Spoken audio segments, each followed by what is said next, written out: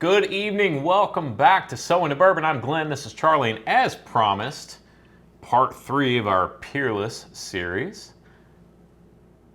Tell them, Charlie.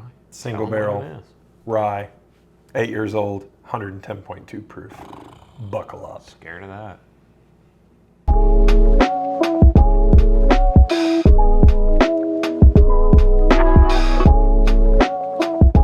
Okay, Peerless Rye, 8-year single barrel. If you've watched our previous 2 episodes on the other new releases, the Toasted and the 8-year single barrel bourbon, you know that we rated them pretty highly, over 8, right? And so we're really looking forward to this rye. Is there any chance, Charlie, that we're let down, that we're disappointed, that we've built our expectations up so much that there's no way to match our expectations? No. So let's get into it. Strictly sweet mash, 8 years old. It's a rye, undisclosed mash bill, whatever. Let's get going. Barrel proof, what is it? 110.2. 110 proof? 110.2. Yeah. I'd like it to be a little higher, but that's okay. Unfiltered, unmessed with. Perfect. You know, that's interesting. I was not expecting that. It's a really nice nose, but it's not what I was expecting. That rye doesn't hit you, like it doesn't have that really minty nose to it, like you would expect. It's like trying to swirl Jell-O. Yeah. Like it doesn't want look like Jell-O. It doesn't want to swirl.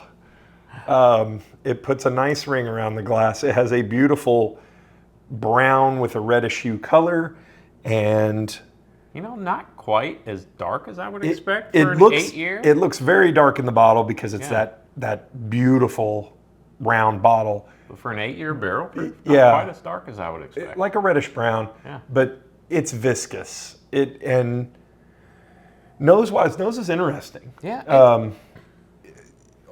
Mustiness kind of to it, kind of a little kind of funk. I don't get any of that rye, spicy rye in my nose or any of the spearmint that you would get. I get a little, just a hint of it, but not what you would expect. Not what I would expect, at least from this bottle. I don't know much, as you watching clearly know. I do know that I've drank a lot of ryes in my life. I love ryes. I love everything about them. I'm excited because this is an undisclosed mash bill. I am hoping that we can pick some things up off of this and maybe see, because it does say, I doubt we can. It just says rye whiskey, right? Right. So it just has to be 51% rye. Yes. So should we get into this? Let's do it. Peerless.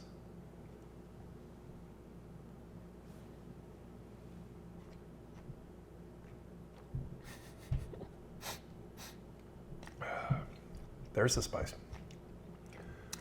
So everything we said wasn't on the nose. Is on the palate. It's on the palate. It's on the palate. I mean, it just, boom, smacks you right up front. Rye. All up in your face. But not in a bad way. No, excuse me. I was getting ready. Need a minute to I was getting ready your to lips? talk, and then I got this crazy, like, I thought, oh, it's very forward, like just spice and rye, and then it was just like, oh, here's some, like a nice little blanket of sweet caramel. Exactly. It's the weirdest thing ever. It almost reminds me of just like a really high rye bourbon, because it's got that rye spice and all that, everything you love about a rye up front, but then it finishes kind of more like a bourbon with the nice caramel notes. And it has, I love things that fit, right? That are on brand, that match what they're doing. This has the same deep, oaky, dark chocolate finish that all of the other Peerlesses have, that just consumes your palate on the finish. And what's really nice about this one is you get that kind of rye adventure on the front end and mid palate of oh, here's some great baking spice and a little bit of cracked pepper, and here's a little caramel, and you're left on the finish with like just sweet, oaky, bourbony deliciousness.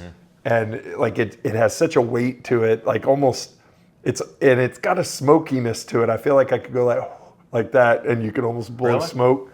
I get a really nice smoky char oak on that finish. Yeah, I guess that's there a little bit. I've got to guess that this is not a super high rye mash bill. It's somewhere in the 51 to 65. Yeah, I would love territory. to know if this is a 3 grain, a 2 grain. I really like it. I really do. I think it fits it. And this phrase gets thrown around a lot of bourbon drinkers rye. This is a bourbon drinkers rye. That's what it is. I get that, like, once again, candy bar, almost a candy bar aftertaste. Chocolate. To the finish. Yeah, chocolate like caramel. Caramel, chocolate. There's a lot going on. It's a great pour. What was retail? The hard part? 124. But it's an 8-year single barrel, so there you go. Once again, it's always hard to justify $124 for a bottle of liquid. The first two, the toasted and the 8-year bourbon, Yeah. I felt no kind of way about it as far as the price. And I love this. I really do. I don't know that I would spend $124 on this over some other really good ryes that you're able to find on the market. I'm not saying I wouldn't. I'm iffy on that. I know what you're saying. I like it because it is on brand, and if you are a fan of Peerless, you will be a fan of this because it will not disappoint you. It is a lot of money to spend on anything. I like it. I like the idea of having it around, that if you're giving someone, because part of this is you want to share it with people and take people on, if you can't be in downtown Louisville, Kentucky to go to Peerless, then hey, try the double oaked and the toasted and the 8-year single barrels that I have. For that, I think it's worth every penny. But yeah, and having said all that, I mean, there aren't that many of these. It's an 8-year single barrel. 8-year, yeah. It's signed by Corky Taylor. I mean, I don't have any regrets at all about buying it. It did have a lot I will say that. And I love it. It had a lot to live up to. If did. we would have done this one first, I think maybe we're having a different conversation. Probably. But the toasted is just so unique and so amazing, and then the 8-year single barrel bourbon is just. And we've had, gosh, how many great Peerless have we had already this year? The double oaked rye. Ugh. I mean, Just regular old double oaked. I mean, all of them are great. yeah. Rate it. Rate it. You first. You gonna make me go first? I'll go first. You want me to go first? No, I'll go. I'll All right, go. you go This is. It's an 8. I will not go quite that high.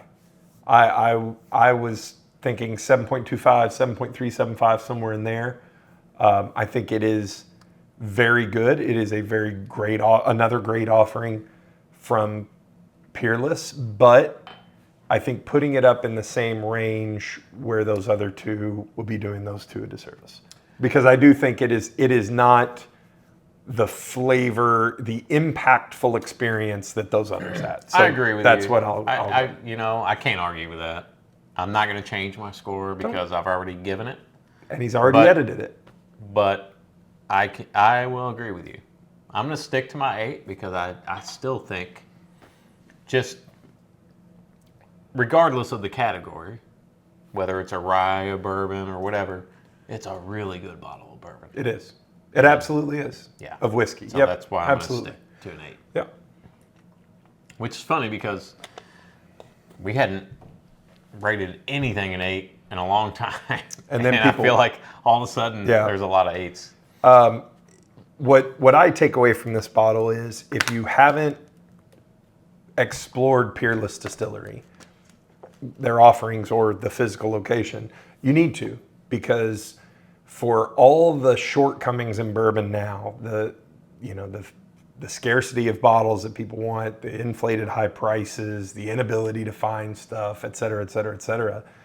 If you're going to pay a premium for something, you may as well pay a premium for a premium product. Right. And that's what Peerless has. They don't have a lower tier. No. They don't have here's our... They don't have a bottom shelf. They don't have a bottom shelf. They only have that and equal to. So and honestly, we've tried 5 Peerless over the past few months.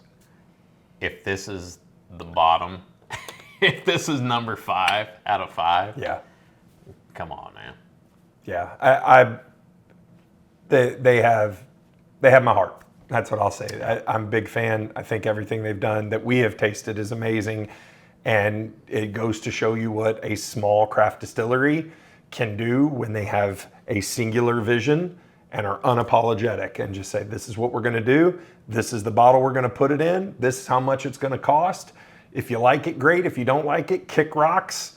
And we'll have a line around the distillery for our releases. And we'll sell every bottle. So, speaking of that, someone commented on, I think, one of our last Peerless episodes and said it was just one word: overpriced. And my response was, is it overpriced if everyone buys it? I mean, I get it. If you feel like it's overpriced for you, great. It probably is, but it's not overpriced unless no one's buying it. Can I say something about that overpriced comment? I'm glad you commented on it. I was working and I was like, I'm going to lay him up, but I didn't. What is the difference between a bottle from a craft distillery that starts at $125 as opposed to a bottle of Blanton's that is $65 and then gets immediately flipped on secondary for $100 or $100 plus? Like, that's okay. Like that's all right. But this product, which is a bottle of Pappy for $2,000 or whatever. If it was $79.99, people would just buy them and then sell them for $150 because that's what it's worth. And if you're going to pay a premium price, it better be a premium product. And there are plenty of bourbons that aren't a premium product. And this is a premium product. All right, Charlie, let's get out of here on that. Why don't you tell them what to do? You got to like and subscribe on the YouTube because it's how we make our money. Do we make money? No, are you hiding something from me? They don't know that. Keep going with it. All right, and check us out on socials. Whiskey Realtor on TikTok, So Into Bourbon on Instagram, So Into Bourbon on Facebook. We've been slacking a little bit lately on our socials. We're going to try to hype that up a little bit more. Maybe not. Who cares? We will. As always, keep your wallets loose. And your bungholes tight. Good night, everybody. Peace out. Peerless. Just making sure. You hesitated. Good to go. Good to go. Good to go. Go. Was it loose like your butt? Like your butthole? Your bunghole? Sorry. I'm hyped up tonight for some reason. I noticed. We call it manic in the industry. Beautiful bottle that. Are we ready? Peerless fanboys, take 1. You just flip me off. Take 2. La-di-da-di, we like to party, we don't cause trouble, we don't bother nobody, we're just some men who like to rock the mic, and when we rock upon the mic, we rock the mic. Right. It's right. I'm aware of what it was. You're right, Charlie. All right. Action.